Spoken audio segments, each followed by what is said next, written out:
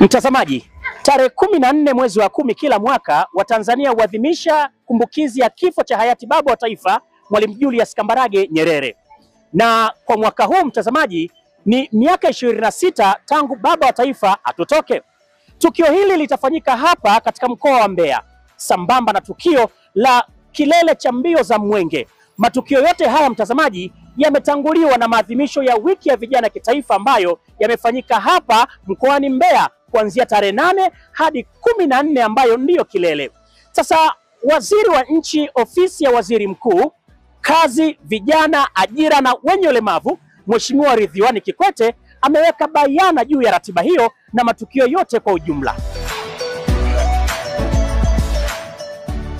Tarehe 14 Oktoba ya kila mwaka ni siku ya mapumziko na ni siku ambayo taifa letu hutumia kumkumbuka mwanzilishi wa taifa letu, baba wa taifa letu, Mwalimu Julius Kambarage Nyerere.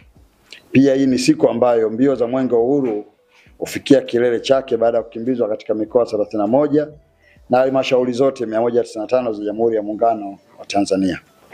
Matukio haya mawili hutanguliwa na maadhimisho ya wiki ya vijana kitaifa ambayo yanafanyika kuanzia tarehe 8 hadi 14 kwa lengo la kuwakutanisha vijana kutoka sehemu zote za nchi yetu na kuwawezesha kubadilishana uzoefu, kuibua fursa mpya za nyanja za kiuchumi na kijamii. Shughuli mbalimbali hufanyika katika wiki hiyo: maonyesho, makongamano, shughuli za kujitolea na kusaidia jamii, nayo pia huwa ni sehemu ya shughuli hiyo. Kwa mwaka 2025 maonyesho ya wiki ya vijana yatafanyika jijini Mbeya katika viwanja vya Windini na yataanza tarehe 8 hadi 14 mwaka 2025 na yatazinduliwa na mgeni rasmi Mheshimiwa Kassim Majaliwa, Waziri Mkuu wa Jamhuri ya Muungano wa Tanzania, siku ya tarehe 10 Oktoba mwaka 2025.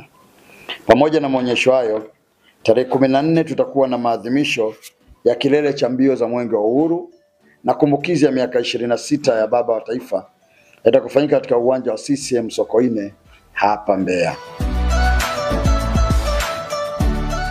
Maadhimisho ya wiki ya vijana kitaifa, hili ni jambo letu. Ewe kijana, karibu Mbeya. Mimi ni Beni Mwanantala.